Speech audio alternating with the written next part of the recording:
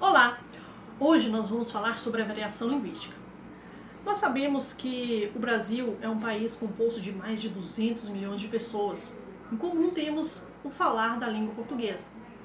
Mas e quanto às variações? Somos todos iguais? Pensamos da mesma forma? Falamos da mesma forma? Hoje a gente vai ver que não. Assim como outros países que também falam português, dentre eles nós temos Guiné-Bissau, Guiné Equatorial, Timor-Leste, Angola, Moçambique, São Tomé e Príncipe. Nós temos todos esses países que também falam a mesma língua. Aqui no Brasil elas sofrem variações internas. Essas variações nós vamos falar sobre ela hoje. Por quê? Porque é essencial ao ser humano entender que a língua é um instrumento de comunicação. É claro, composta de regras gramaticais. E os grupos de falantes produzem enunciados a fim de se comunicar e ser compreendido conforme aquilo que ele fala.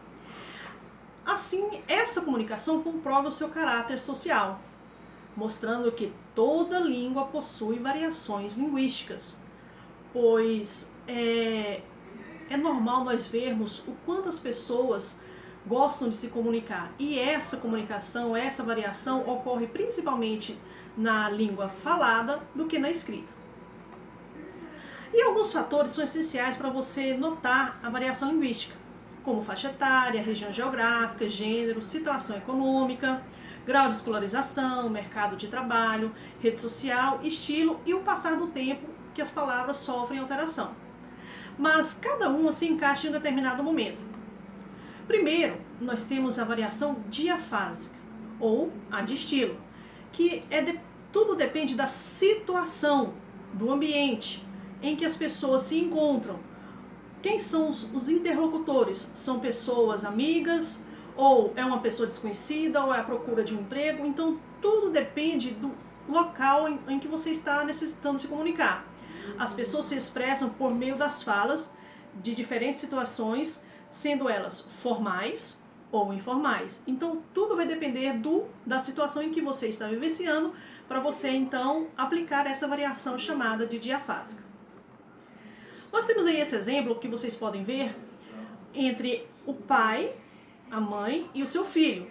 Os pais, notem aí que os pais eles têm uma fala bem mais formal, enquanto o seu filho, que é bem mais atual, tem uma variação bem mais informal, comum principalmente aos jovens nos dias de hoje.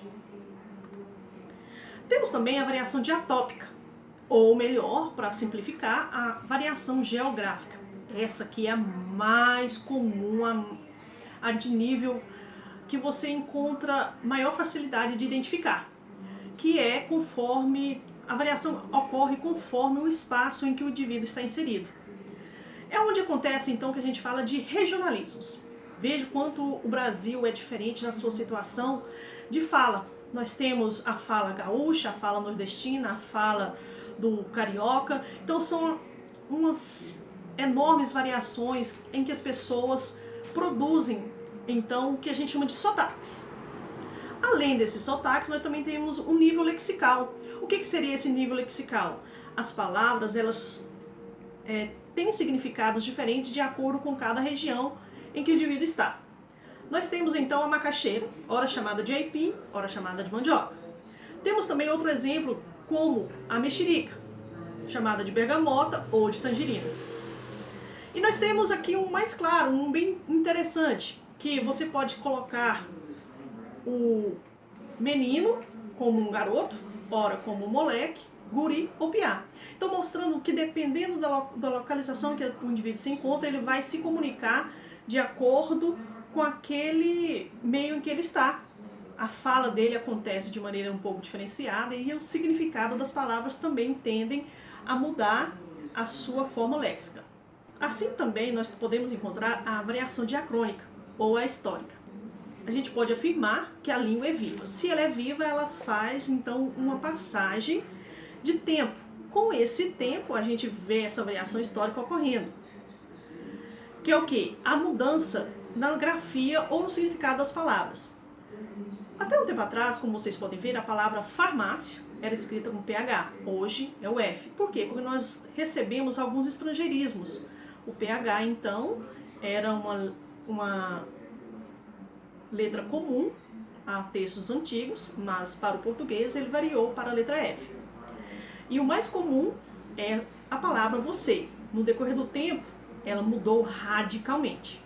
Antes era vossa mercê, como vocês podem perceber. Depois, na sua informalidade, era vós mercê. E aí resolveram assim, então pegar o vó e o cê. Formou a palavra você.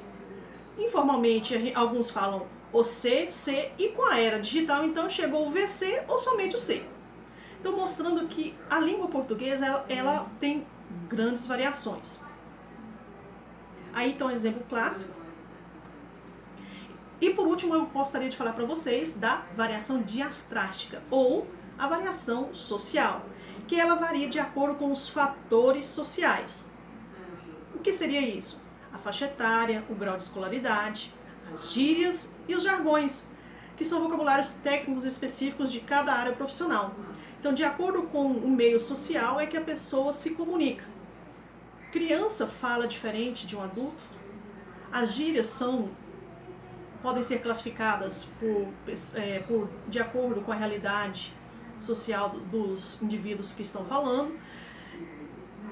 Mostrando então aqui esse exemplo claro entre um jovem e o seu avô. A velhinha é uma gata.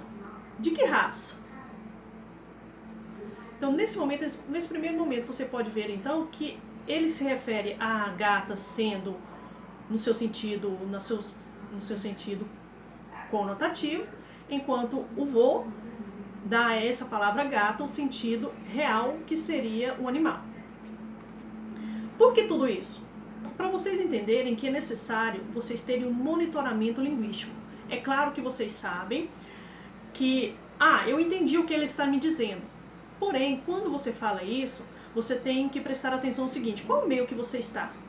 Nós temos a norma padrão, que é a norma culta, que é a que deve ser usada na escola, nos documentos, nas provas. Por quê? Porque você deve se comportar, então, tomando cuidado com como você se fala, como você se comporta de acordo com o meio que você está. Quando você faz isso, você então pode adequar a sua linguagem de acordo com aquela situação comunicativa. E nunca se esqueça, você pode falar, sim, do seu jeito informal, tudo bem, mas dentro da instituição escolar, dentro das produções de textos, dentro da sala de aula, tente buscar ter uma competência comunicativa.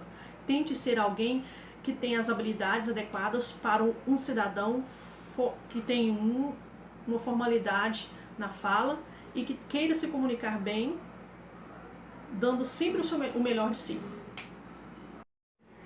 E tudo isso que eu falei para vocês está lá na apostila, da página 46 à página 50. Se vocês quiserem fazer uma leitura para vocês internalizarem melhor o assunto, está lá. E eu vou deixar para vocês aí um exercício que está no caderno de atividades, da página 13 até a página 16. São questões da questão 1 até a questão 8, para que você então possa exercitar e praticar esse novo conteúdo que a gente está passando.